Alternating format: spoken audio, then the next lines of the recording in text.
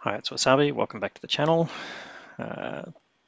This video is on the new Czech heavy tank, premium tank, Tier 8, and it's the Skoda T56. It will be introduced in patch 1.14, which is arriving next week, and we'll just go over some of the characteristics of the tank, and we'll show you some gameplay, a comparison to some other tanks that came out recently, and give you a conclusion on it. So, quick overview at the moment. Let's see, we've got a 4-skill crew in it to basically give it some better characteristics, which we'll talk about briefly. Got a vertical stabilizer mounted, ventilation and gun lane drive, which we're using to try and improve the aim time. And have a quick look at the rounds we've got. The standard round is armor piercing with average pen of 208, and the premium round is also armor piercing, which gives you 248 pen. The standard damage is 460 across both shells, and the shell velocity is the same as 1020 meters per second. It's got an HE round with 68 pen, but gives up to 800 damage. We don't think we use that in there. We're running food to again improve the characteristics of the tank. But let's have a quick look at the visuals here. You can see it's got spaced armor at the front of the turret. That's the similar to the Super Conqueror layout. The frontal turret armor, which is basically this portion around here, is 220 millimeters, which is pretty much the highest, I think, in the tier. But the hull armor is relatively lightweight with 100 millimeters on the front and 70 on the sides. So the other thing is it does have a cupola, which is basically less armor. So even though it's got 8 degrees of gun depression, you'll basically have to hide your cupola to a certain extent. But otherwise, we'll look at the characteristics in a second.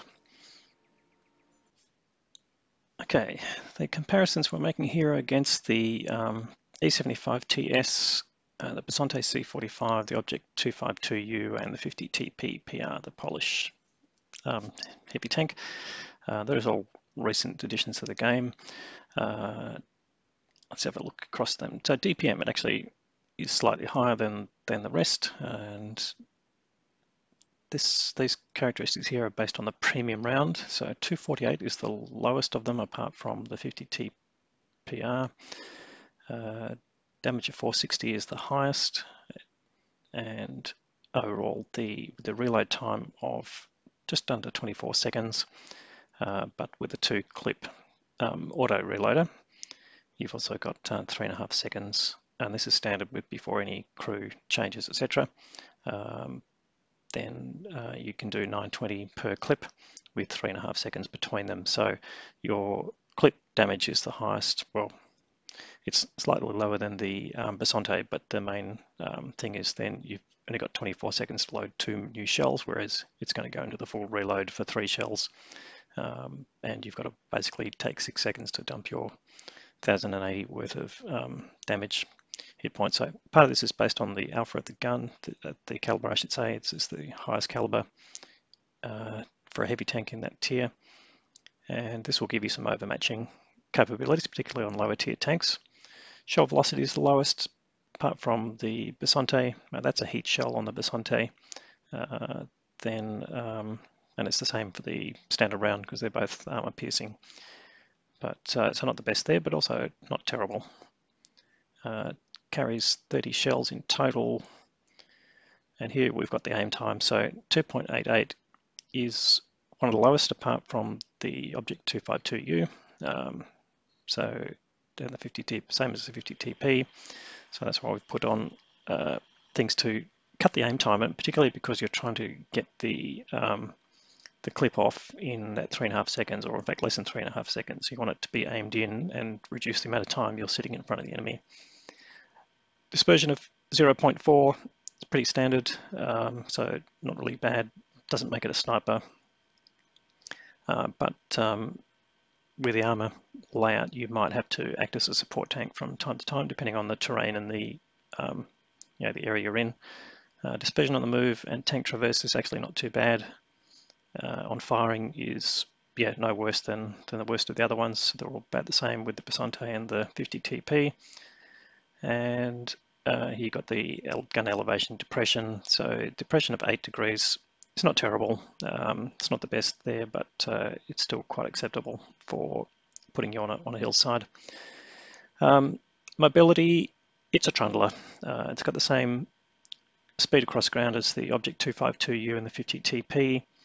It's got average power to weight ratio. It's a lightweight tank there. 48 tons is one of the lighter ones there, so about the same as the Basante, but with a lowest engine horsepower, pretty much, apart from the Basante. It's not a great accelerator, but it's pretty consistent speed across ground, 35 kilometers per hour limited. And we'll go, you can have a look at the terrain resistance and so on. So armor layout, it's one of the worst there, particularly for the hull. The front turret armor is not too bad, just a bit behind the E75 TS and behind the Object 252U, but they're all fairly notable for thick armor, but it certainly will do a reasonable job in most circumstances if that's what you're showing. That's probably all we'll cover. The only other thing is the view range there, 370. It's actually pretty good for a heavy tank. Not as good as the E75 TS or the Basante, but certainly better than the Object 252U. All right, what we'll do now is go and have a look at some gameplay, and then we'll come back and give you a summary. Okay, we're here on the Ghost Town map. We're top tier, and it's a tier 8, tier 7 game, so we should be able to do some good damage here.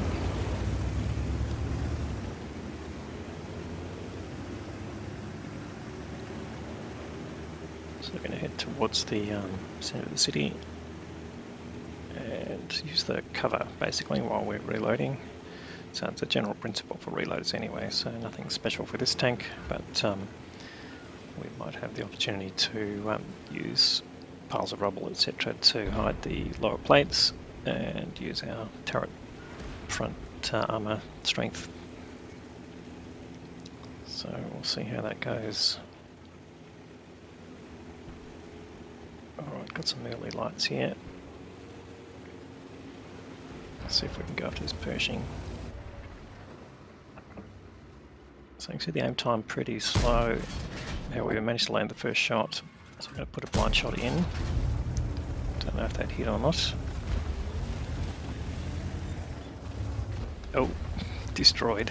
Well, must have set him on fire, I think.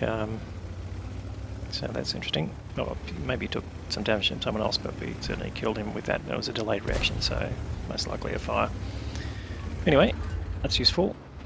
Don't know how much of his health we got, but you can see here we've got a VK 4502. Used a premium round to go through his turret, just holding the second round, see if we can get another opportunity. That one hit but bounced off. It's just unfortunate. So we're at 900 damage, but it'll be a little bit higher because of that Pershing. Yeah, just holding here. We not reloaded in time for this Skoda. Critical damage, that's tracking. Can we get another shot into him? No. So at the same time it's becoming a bit of a problem. Yeah, I'd say crew skills and equipment. And we're running food here to help with that, but I think that's one of the problems with this tank. Apart from the lack of armour, really. Yeah, so anyway, I can push in here, see if we can get some. We do actually bounce something there, so that's probably off the turret. And we've got this IS-2 too, and he bounces as well. So we'll go for a second shot in. which we managed to get in, so that's good use of the clip. You can see now pulling back into cover, that's the important part, so no one can attack us right here, unless someone wants to YOLO, of course. Can't do much about that. And we're on that 20 odd second reload. So I think with food it's come down to just above 20 seconds. Alright, we're going to push in on this Skoda T45 with a full clip, get both in and see if we can pull out. The way he's actually taking a hit, we might be able to get the kill here. If we can land 2 shots, the first one, and we get the second one.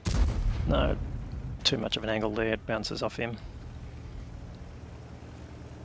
So again, pull back, get into cover, safe from Artie, and no one else has got a cross shot on us. So the game's sort of becoming a bit of a tidal wave here, 6-0.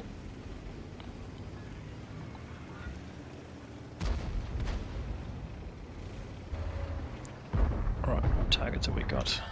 Alright, we'll push in on these guys. We'll not push in, but we'll take some shots on them. Hit the R2 once, and a second time get the kill. But don't get full 4 hit points for that, but nonetheless, that's a kill. And it's 9-1.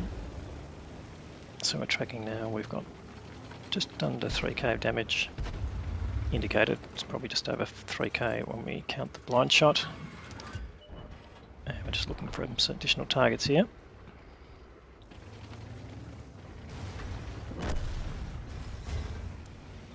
Okay, there's G20 Panther there, but I think we're going to ignore that. There's plenty of tanks heading that direction. We'll see if we can get any extra damage on this side of the map. Yeah, the enemy's really melting. And using our excellent high speed here. Now we do pick up some missing damage, but yeah, speed across terrain, 30 k's. It's definitely a heavy tank. We're going to get anything on this Scorpion. Oh, there he is, Can we get a shot in? Yes, we do, get the kill. Alright, well that's satisfactory. That's the last kill and the victory. And let's go and have a look at the detail there.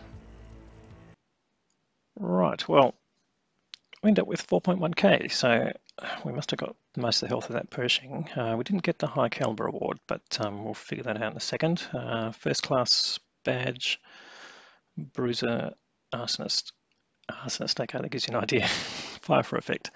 So I think we set that Pershing on fire. Small amount of assisted damage, and we blocked 630, which is nothing special. It's less than half of the hit points of the tank. We've got 3 kills. Let's have a look at the Pershing. Destroyed this enemy vehicle. Damage to enemy vehicle 1440. Yeah, that was the full hit points of the vehicle. So the second, maybe the first shot damaged his fuel tanks, and then the second shot basically ruptured them, caused the engine fire, and I would say no fire extinguisher.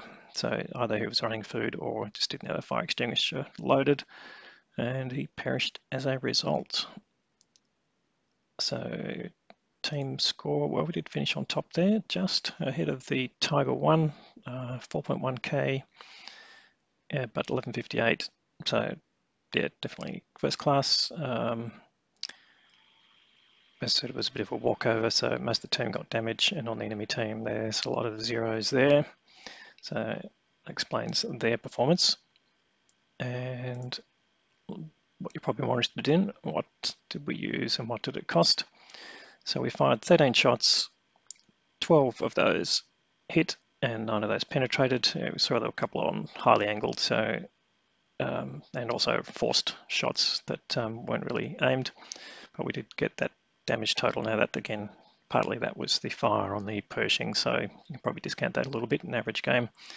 630 block by armor we talked about, and not much in terms of tracking damage, etc. We ended up with spending 54k on ammo.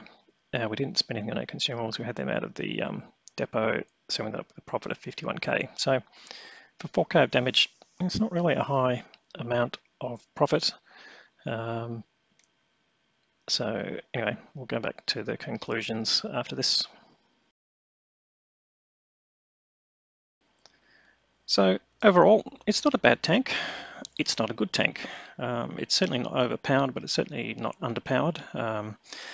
I think most people would find it useful as a support heavy tank. It's got a good clip power, and it really depends a bit on whether you can basically conceal your hull to a large extent, and yeah, get cover while you're in the clip load. The large alpha of each shell certainly helps with that, in the sense that it's similar to the way the Barask works. The unfortunate thing, of course, is you're not going to be able to run away while you're reloading like the Barask can. So if you're getting overwhelmed, then you're just going to have to live with that 24 seconds or so. Well, I think we've got it down to 22.4 second reload to get your clip loaded again before you can fire your 2 shots. So can hit hard. The aim time is probably a problem, but again, it's addressable with crew skills and with equipment. You want to be able to run food, I think, so having your crew with firefighting skills and that sort of thing will help. And it's got reasonable armor again, as we talked about, so it's definitely not an OP tank. The price we don't have at this point. You'll probably see that coming up with the 1.14 release just after this video, or about the same time as this video comes out. Unfortunately, we don't have that information for you, but look to announcements from Wargaming on its availability in the premium shop, and that will do. So would I buy this tank? Probably. Certainly if you're going to be developing the Czech heavy tank line, which is coming out, you'll want a good crew trainer, and this would definitely be a good vehicle. It is notable, it's a 4-man crew. The Skoda T45, that was the tier 7 tank that came out for rank battles rewards, has a 5-man crew, and the difference there is it's got a radio operator, whereas on this crew the commander has got the radio operator skill set as well. So if you had your situational awareness on your radio operator, you've got to train that again on your commander in this tank. Anyway, that's basically it. Yep, I think it's probably a reasonable tank. We'll leave it up to you to make the final decision, of course, but it's certainly not OP, so don't worry about too much of it being in the game, but it's certainly not underpowered. I think you'd probably enjoy it to that extent, but don't be fooled by the Barask comparisons. You don't have that mobility to take advantage of that the Barask does, so you have to certainly plan your hit and runs a bit more carefully. Anyway, thanks for watching. We'll have more content through the week. If you like this video, give it a thumbs up, and if you haven't subscribed already, please consider subscribing. Cheerio.